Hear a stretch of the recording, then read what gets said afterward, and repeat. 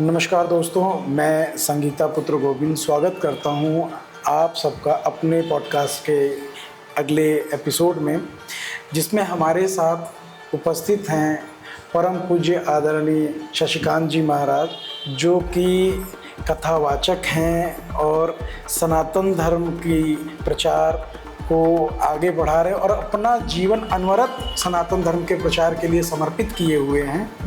और सबसे बड़ी बात कि इनका जन्म बनारस में काशी क्षेत्र में हुआ है।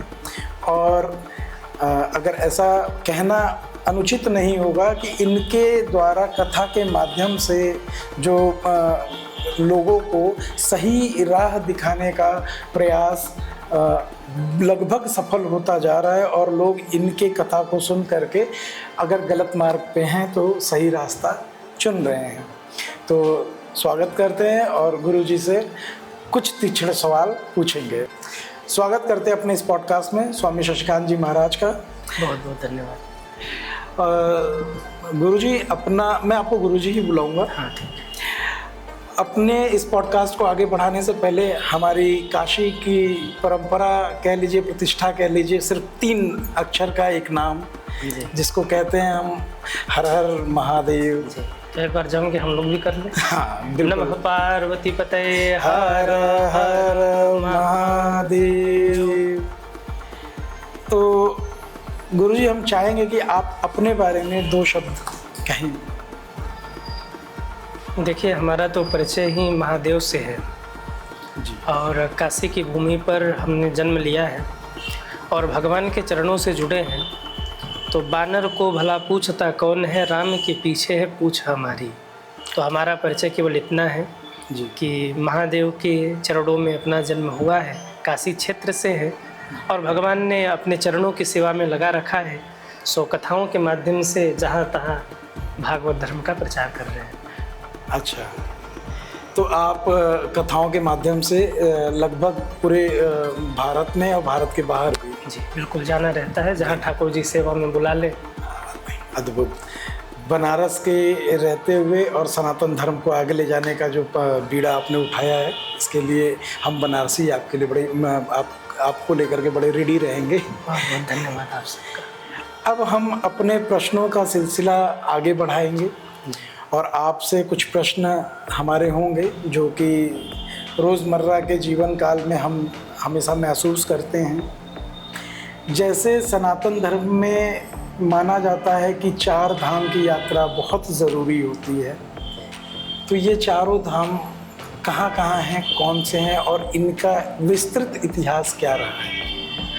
हमारे यहाँ प्रमुख 4 धाम हैं और 4 धामों को हमारे यहाँ 4 युगों से जोड़ा जाता है। जी। सबसे पहला धाम है उत्तराखंड में बद्रीनाथ। बद्रीनाथ भगवान को हमारे यहाँ सतयुग से जोड़ा जाता है। दूसरा धाम है रामेश्वर भगवान, तमिलनाडु में। रामेश्वर भगवान को त्रेता युग से जोड़ा जाता है, क्योंकि लिंग था विधिवत करी पूजा, शिव समान मोहि प्रिय नहीं दूजा। भगवान राम ने शिवलिंग की रामेश्वर भगवान की स्थापना की थी। ये जो दूसरा धाम है रामेश्वर धाम, इसे हम त्रेता से जोड़ते हैं। तीसरा धाम है गुजरात में द्वारिका धाम, इस धाम को द्वापर से जोड़ा जाता है। और चौथा धाम है जगन्नाथ भगवान उड़ीसा में, इस धाम को कलयुग से जोड़ा जाता है। और ऐसी मान्यता है कि हम सभी सनातनियों को चारों धाम की यात्रा अपने जीवन में अवश्य करनी चाहिए। जी। और अपने दर्शकों को मैं इसमें बताना चाहूँगा कि सबसे पहले सतयुग था, फिर त्रेता था, फिर द्वापर था और फिर कलयुग। वो एक शिव के डमरू के आकार से चलता है। जी। और प्रश्नों का सिलसिला थोड़ा सा और आगे बढ़ाएंगे। एक ऐसा सिनेरियो बनाते हैं आपके सामने। आजकल अमूमन ऐसा माना जाता है कि घरों में देखा जाता है कि गलती ना होने पर भी आपकी गलती मानी जाती है, कही जाती है, आपके ऊपर आरोप किया जाता है, प्रत्यारोप किया जाता है और कई बार ऐसा होता है कि सज़ा भी दी जाती है। जी। ऐसे में क्या करना चाहिए और क्या करना उचित रहेगा? देखिए, यदि आपकी गलती है तो आप उसको स्वीकार करिए। अगर गलती नहीं है तो अगर आप निर्दोष हैं तो अपनी निर्दोषिता को सिद्ध करने का प्रयत्न करिए। आपके पास जो भी सबूत है, जो भी बातें हैं, उसको लोगों के सामने रखिए ताकि लोगों को लगे कि आप निर्दोष हैं। अगर आप वाकई निर्दोष हैं तो जितना हो सके आप बचने का प्रयास करिए, लोगों को बताने का प्रयास करिए। और अगर इसके बाद भी जी आपको लोग गलत मान रहे हैं, सही मानने को तैयार नहीं हैं, जी तो फिर एक ही रास्ता है, जी, मौन हो जाइए। और इसको मान लीजिए कि प्रारब्ध है, कोई पूर्व जन्म का कुछ ऐसा है जी, प्रारब्ध जिसका विधान बन के आपके सामने आया है और आपको दंड मिल रहा है, उसको आप स्वीकार कर लीजिए। हरि नाम लेते रहिए और ये मान लीजिए आपकी पूर्व का कोई विधान है जिसको काटने का समय आ चुका है, तो इस प्रकार से आप उस समय अपने आप को व्यवस्थित करिए। पुनर्जन्म होता है, प्रश्न ऐसे ही आगे बढ़ाएंगे हम आपसे। आपका इससे कितना सरोकार है कि पिछले जन्म और पिछले कर्म आगे आते हैं? देखिए, पुनर्जन्म दो स्थितियों में होता है जी। पहली स्थिति तो ये है कि अगर कोई कामना रह गई हमारे भीतर, सांसारिक सुखों को भोगने की इच्छा रह गई, या कोई भी कामना रह गई हमारे जीवन में, जब तक कामना है जी, जब तक कामनाएं मरी नहीं हैं तब तक पूर्व जन्म होता ही रहेगा। और दूसरा पूर्व जन्म का कारण ये है कि कोई ऐसा पूर्व में जो आपसे अपराध बना है जी, उसके लिए आपको पूर्व जन्म लेके आना पड़ेगा और उसका भोगदंड भोगना ही पड़ेगा। रामचरितमानस की एक कथा है, जी। भगवान के दो पार्षद थे, जय और विजय। अच्छा। एक बार सनत कुमारों का उन्हें श्राप लगा कि तुम 3 जन्म असुर होगे। तो प्रथम जन्म में वो रावण कुंभकर्ण बने, तो प्रथम जन्म में वो हिरण्याक्ष और हिरण्यकश्यपु बने, दूसरे जन्म में वो रावण और कुंभकर्ण बने, और तीसरे जन्म में वो शिशुपाल और दंतवक्र बने। अच्छा, शिशुपाल। जब तक उनकी मुक्ति नहीं हुई तब तक उनको धरती पर आना ही पड़ा। अच्छा। तो अगर कोई अपराध आपसे बना है जिसका दंड आपको भोगना है तो उसके लिए आपको आना ही पड़ेगा। अब आपके मन में ये भी होगा कि ये जो बार बार जन्म लेना है, मरना, इससे कैसे मुक्त होए? जी। तो इसका सरल माध्यम ये है हरि नाम कीर्तन। कलयुग केवल नाम धारा, सुमिर सुमिर नर उतर ही पारा। हम भगवान के नाम का जप करें, उनका चिंतन करें, और चिंतन करके, स्मरण करके, नाम जप करके जन्म मरण के बंधन से मुक्त हो जाए। इसमें जैसे एक मेरी क्यूरियोसिटी है, एक बहुत बड़े विद्वान रहे हैं और उन्होंने एक संस्कृत में एक श्लोक कहा, मुझे आधा ही याद है, उसका पूरा ये है कि यावात जीवेत सुखम जीवेत, चारवाक नाम था उनका। यावात जीवेत सुखम जीवेत, हृदम कृत्वा घृतम पिबेत, पुनर्जन्मम यतो यता करके ऐसा कुछ एक श्लोक था, जिसका मतलब ये था कि जब तक जिए सुख से जीजिए, ऋण लीजिए और घी पीजिए। पुनर्जन्म किसी ने नहीं देखा है, तो ये कहाँ तक सही है और कहाँ तक गलत है? ये तो आसुरी प्रवृत्ति का नाम है। जो आपने कहा उसको हम लोग एक हास्य भाव में कहते हैं, जी जी, कि जब तक जियो जी, चैन से जियो और कर्जा लेके घी पियो। ये चारवाक का ये तो रावणी प्रवृत्ति है जी। रावण ये तो करता था, सोने की लंका थी जी, परिवार के साथ में बैठ करके आराम से मौज मस्ती करता, उसको लगता मरने के बाद कौन कहा गया, किसने देखा है। लेकिन फिर शिशुपाल आसुरी स्वभाव का यही सिद्धांत है जी। लेकिन जो भगवत भक्त होते हैं, जो इस चीज़ को समझने वाले होते हैं, जो विवेकी होते हैं जी, उनको ये पता होता है कि मानव जीवन किस लिए मिला है। बहुत बढ़िया उत्तर और बड़ा सुलझा सा जवाब। प्रश्न आगे बढ़ाएंगे। मंदिर में घंटी और मंदिर में परिक्रमा, मैंने माना, ऐसा सुना है कि हर प्रकार के देवी देवता की जो अलग अलग मूर्ति होती है उसकी परिक्रमा भी अलग अलग तरीके से की जाती है। जैसे किसी का आधा और किसी का पूरा परिक्रमा किया जाता है। जी। इसको विस्तार में अगर आपको समझाना हो तो मतलब जी कैसा रहेगा? देखिए, अलग अलग देवताओं के परिक्रमा का अलग अलग विधान है। सूर्य भगवान का मंदिर हो तो उसमें 7 परिक्रमा दी जाती है। भगवान राम हो, कृष्ण हो, हरि हो, जो हरि स्वरूप अवतार है, जो हरि भगवान का अवतार है, राम हो, कृष्ण हो, तो इनके 4 परिक्रमा का विधान है। श्री हनुमान जी की 1 परिक्रमा का विधान है, माँ भगवती की 1 परिक्रमा का विधान है, पीपल के वृक्ष की 3 परिक्रमा करनी चाहिए और भगवान शंकर की आधी परिक्रमा करनी चाहिए। अच्छा, भगवान शिव की परिक्रमा आधी करनी चाहिए, अर्ध परिक्रमा। और हम लोग निहायत गलत करते आए हैं अब तक। नहीं, इसके पीछे कारण ये है कि जो शिव जी पे चढ़ा हुआ जल नाली से जा रहा है जी, अगर हम उसको पार करते हैं तो ये कहीं ना कहीं प्रसाद का अपमान हो रहा है, परमात्मा का अपमान हो रहा है। इसलिए भगवान शंकर के अर्ध परिक्रमा का विधान है। या फिर व्यवस्था ऐसी है कि जो शंकर जी पे जल चढ़ रहा है वो बाहर नहीं जा रहा है, मतलब अंदर से कुछ ऐसा विधान बनाया गया है जो अंदर ही उसको रोककर बाहर कर दिया जा रहा है, तो आप पूरी परिक्रमा कर सकते हैं, क्योंकि वो जलधारी नहीं लगना चाहिए। अच्छा, इसलिए वो आधी परिक्रमा का विधान है। तो और दुर्गा जी का अगर मूर्ति है, मंदिर है, तो 1 परिक्रमा पूरी जी, 1 परिक्रमा। हम लोग अक्सर जाते हैं, मतलब राजा तालाब में एक मंदिर है दुर्गा जी का, तो वहाँ पे लगभग 3-4 बार, हम लोग 5 बार। नहीं, माँ दुर्गा की 1 ही परिक्रमा करनी चाहिए। वैसे तो भक्तिवश आप कुछ भी करें जी, उसका दोष भी नहीं लगता, अज्ञानता में तो दोष भी लेकिन प्रमुख जो परिक्रमा है वो माँ दुर्गा की 1 ही होनी चाहिए। अच्छा, घंटी का क्या रहा है? क्यों मंदिर में दरवाजे पे ही घंटी होती है और क्यों घंटी बजाना ज़रूरी होता है? देखिए, जैसे कोई बड़ा व्यक्ति हो जी, तो उसके पास तक पहुंचने के लिए आपको परमिशन चाहिए। हाँ, भगवान मंदिर में विराजमान है जी, और वो किस भाव में है जी, आप मंदिर में जा रहे हैं तो घंटी बजाकर हम भगवान को आगाह करते हैं कि प्रभु हम आपके श्री चरणों में आ चुके हैं जी। दूसरा कारण घंटी बजाने का एक ये भी है कि जब हम घंटी बजाते हैं तो जो नकारात्मक चीज़ें होती हैं वो घंटी की आवाज़ से दूर चली जाती हैं। घंटी बजाने का विधान इसीलिए है। और घंटी कब कब बजाना चाहिए ये भी आज हम आपको बता दें। हाँ, ये घंटी सबसे पहले जब आप भगवान को जगाने के लिए जाइए, शयन भगवान कर रहे हैं और आप भगवान को जगाने के लिए गए हैं जी, तब घंटी बजाइए। दूसरी घंटी जब आप भगवान को स्नान करा दिया भगवान को आपने और आप भोग लगा रहे तो उस समय घंटी बजाइए। तीसरी घंटी तब बजाइए जब आप आरती कर रहे हैं, फिर भगवान को विश्राम कराइए। चौथी घंटी जब आप भगवान को जगा रहे हैं तीसरे पहर अच्छा, तीसरे पहर तब आप घंटी बजाइए।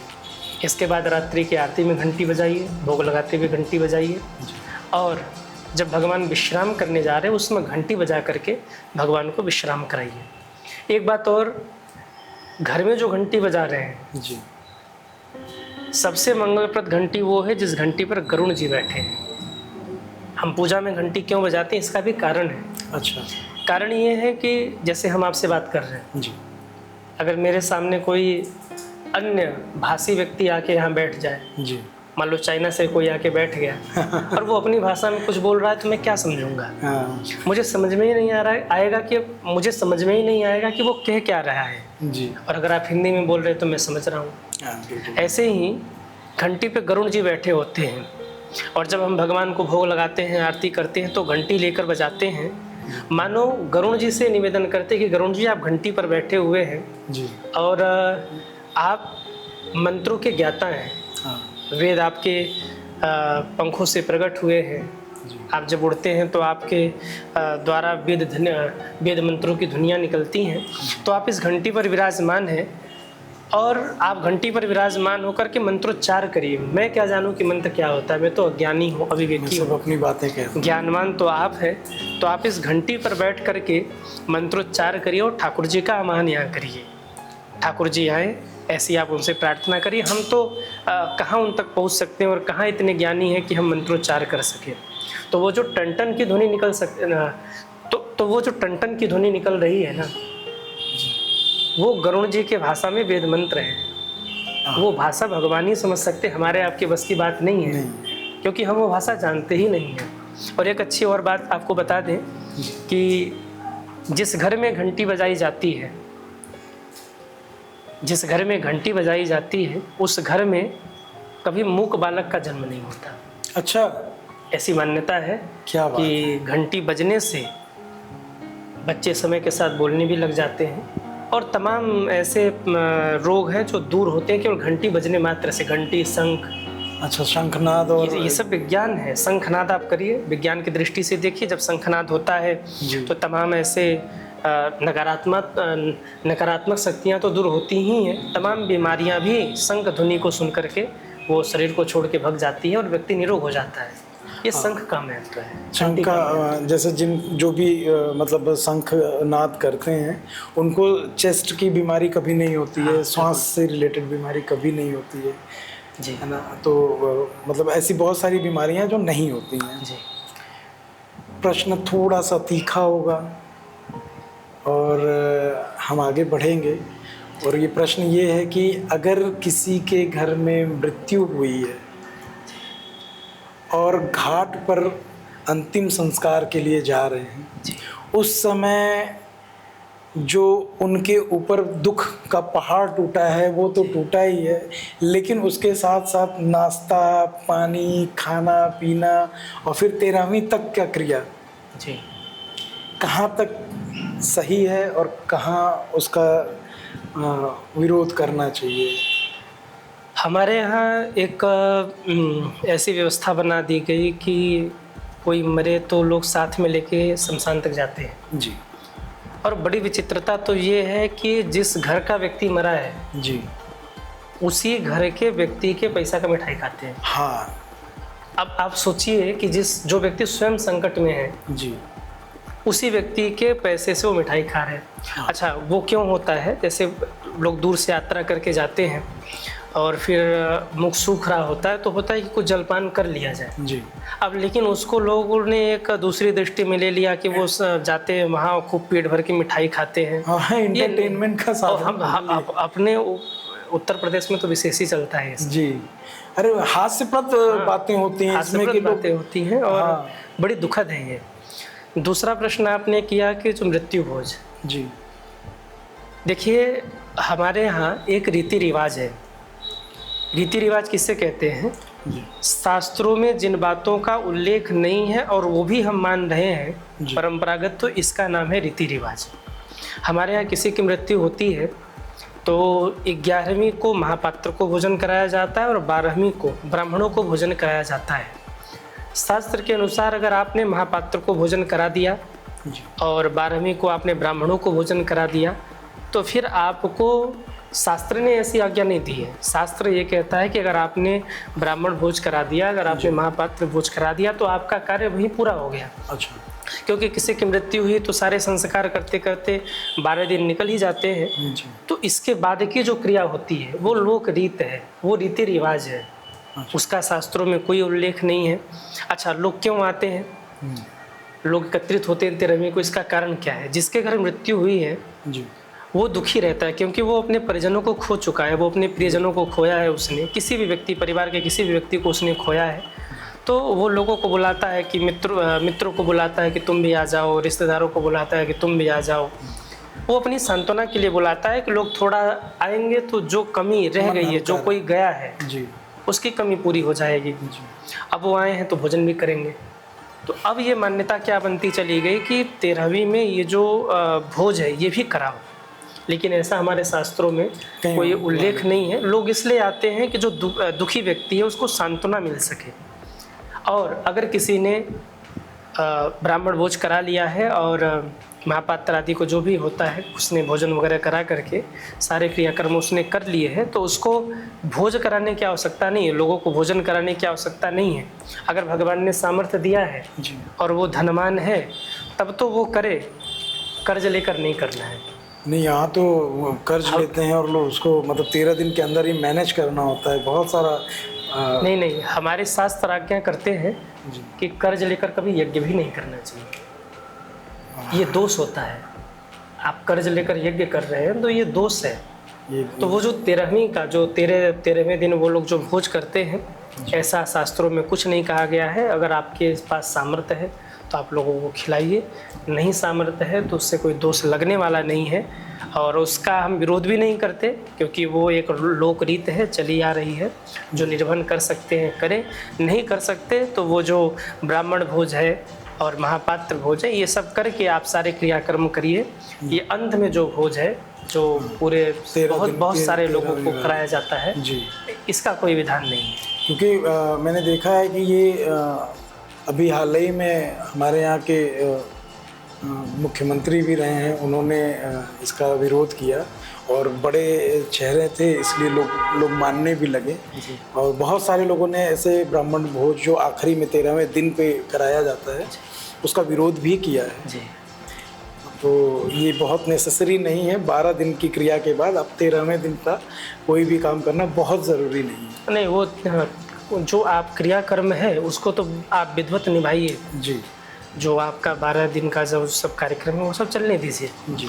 ये जो आजकल एक फैशन बन चुका है कि किसी की मृत्यु हुई तो बहुत सारे लोगों को बुलाना है और बहुत बड़ा विशाल ऐसी व्यवस्था करनी है। इंग्लिश में इसका उसमें हाँ, इंग्लिश में इसका नाम भी रख दिया लोगों ने, डेथ पार्टी। हाँ, डेथ पार्टी। बताइए किसी की मृत्यु हुई है और हम पार्टी कर रहे हैं, ऐसा कोई विधान नहीं है जी।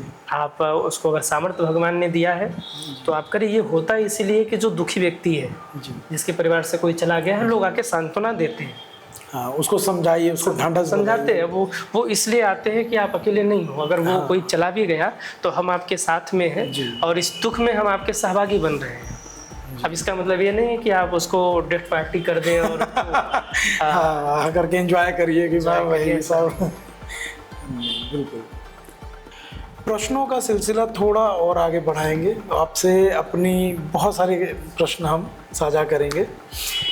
मैं बनारस का ही हूँ और घाटों से मेरा बड़ा अच्छा लगाव रहा है। वाह, क्या बात है। तो ऐसा माना जाता है कि यहाँ पे घाटों पे पिंडदान की एक प्रथा है, तो बहुत दूर दूर से लोग आते हैं और पिंडदान करते हैं। मेरा प्रश्न सिर्फ इतना है कि जब हम पिंडदान करते हैं तो क्या वो हमारे पितरों तक पहुँचता है? बहुत अच्छा प्रश्न है आपका। देखिए, आज मोबाइल फ़ोन का समय है जी, और मोबाइल फ़ोन के समय में हर व्यक्ति के हाथ में मोबाइल है और वो मोबाइल से किसी न किसी से बात करता रहता होता है। जी, कोई बहुत दूर बैठा है, उसने फ़ोन उठाया, फ़ोन लगाया और बहुत दूर रहने के बाद भी बात हो गई। जी, कैसे हो गई? वो विज्ञान है ये। जी, आज आप देखिए, किसी के अगर बैंक में बैलेंस है, उसने बैंक में पैसे जमा किए हैं और मोबाइल से उसने पैसे ट्रांसफ़र कर दिए। जी, अब कोई लेके गया नहीं, फिर भी उसने अब कोई लेके गया नहीं, फिर भी जितना उसने ट्रांसफ़र किया है जिसको, उसके पास पहुंच गया। जी, ठीक ऐसे ही तर्पण है, पिंडदान है। आप जिसके निमित्त शुभ संकल्प लेकर करते हैं उसका फल उसको वहीं पर जाकर प्राप्त हो जाता है, इसमें कोई दो राय नहीं है। अच्छा, ये पूर्णतया सही है? पूर्णतया सही है। और जो भी सत्य निष्ठा से हम श्राद्ध करें, पिंडदान करें, वो जाके उनको लगता है, इसमें कोई गलत बात नहीं है, कोई संदेह नहीं, इसमें कोई संदेह नहीं। और ये शास्त्र संगत रहा है। शास्त्र संगत है। तो प्रश्न थोड़ा और आगे बढ़ाएंगे। घाट पे ही एक प्रथा और भी है कि जब हम गंगा में स्नान करते हैं, और बचपन से लोग करते आ रहे हैं, मैं मेरी माता जी भी जाती रही हैं घाट नहाने, तो वहाँ गंगा में स्नान करने, तो वहाँ से बॉटल में भर के जल लाती थी जी। और अब समझ में आता है कि ये शायद गलत था, काशी से जल ले नहीं जाना चाहिए। देखिए, कभी भी आप काशी आइए जी, तो काशी से गंगा जल लेकर अपने घर नहीं जाना चाहिए। काशी से गंगा जल लेकर नहीं नहीं जाना चाहिए। आपको गंगा जल अगर चाहिए तो आप अन्य जगहों से मंगा लीजिए, पर विशेष करके काशी से जी, आप गंगा जल मत ले जाइए। इसके पीछे क्या कारण है? जी, काशी मुक्ति का धाम है और यहाँ हर व्यक्ति चाहता है कि मैं आकर के मुक्त हो जाऊँ। आपको एक बात और सुनकर बहुत आश्चर्य लगेगा कि अन्य जगहों पर जी, लोग जाते हैं दर्शन करने, पूजन करने, लेकिन काशी एक ऐसा धाम है जी, जहाँ लोग मरने के लिए आते हैं, मोक्ष के लिए आते हैं। मोक्ष के लिए आते हैं। यहाँ जो मरता है, मच्छर हो या मनुष्य हो, जी, सबकी मुक्ति होती है। महादेव सभी को मुक्त करते हैं। ऐसे में हो सकता है किसी ने अपने परिजनों की अस्थि गंगा जी में प्रवाहित की हो और आपने वहाँ से गंगा जल लिया, लेकर अपने घर चले गए। अब क्या हुआ कि जो उसने अस्थियां प्रवाहित की है उसके कुछ अंश गंगा जल के माध्यम से होते हुए आपके पात्र में आ गए और आपके घर तक चले गए, तो कहीं ना कहीं उसकी मुक्ति बाधित हो जाएगी और उसका दोष आपको लगेगा।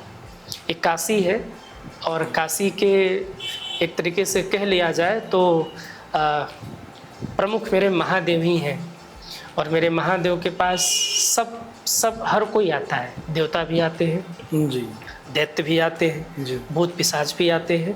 तो कई सारी ऐसी दैवी शक्तियाँ या ऐसी आसुरी शक्तियाँ या कई ऐसे तांत्रिक भी होते हैं जो वहाँ बैठे रहते हैं और बहुत से वो अपने क्रियाकर्म करते रहते हैं। तो हो सकता है गंगा जल के माध्यम से कुछ ऐसी निगेटिव चीज़ें आपके घर चली जाएं और फिर आपको परेशानी हो। इसलिए कभी भी काशी से गंगा जल लेकर नहीं जाना चाहिए, क्योंकि हो सकता है उसमें कुछ जीव ऐसे चले जाएं जिसकी मुक्ति बाधित हो जाए और उसका दोष आपको लगेगा।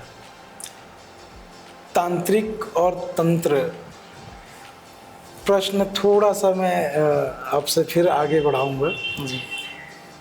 जादू टोना होता है या किसी को के ऊपर टोना किया जा सकता है, जिसको लोग कहते हैं, हमारे गांव में अमूमन आज भी कहते हैं कि फलाने ऐसा टोना कर दिए या टोटका कर दिए, उसके बाद से हमारा सब काम रुक गया है जी, तो ऐसा संभव है?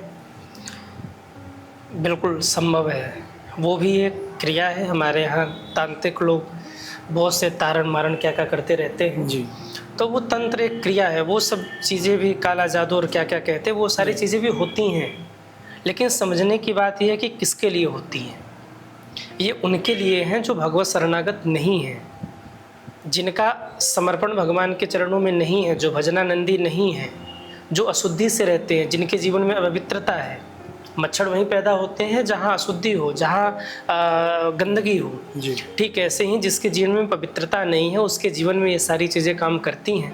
पर जिसके जीवन में भगवत भक्ति है, भगवान का नाम है और भगवान के ही चरणों में जिनका समर्पण है, उनके ऊपर ये सब काम करने वाला नहीं है। क्योंकि ये जितनी चीज़ें हैं सब परमात्मा के ही नीचे हैं, प्रभु के ही नीचे हैं।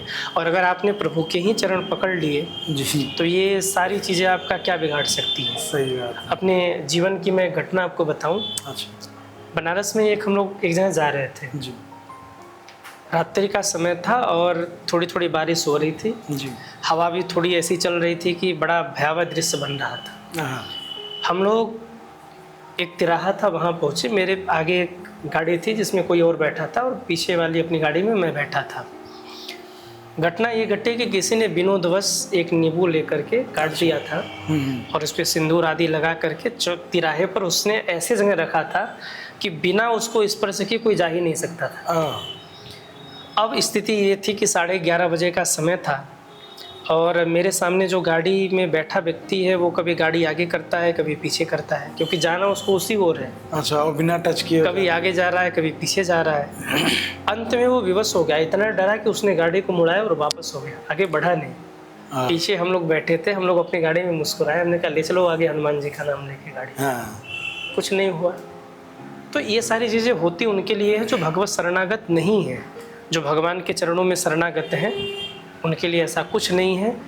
उनके लिए तो तुम रक्षक का हूँ को डरना।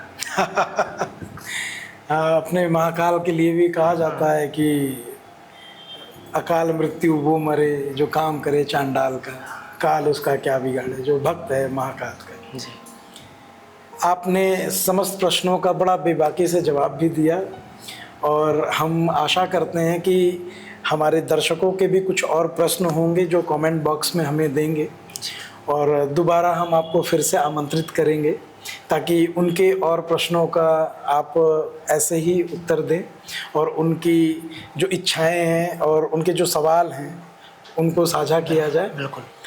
और अभी तक हम अपनी वाणी को विराम देंगे।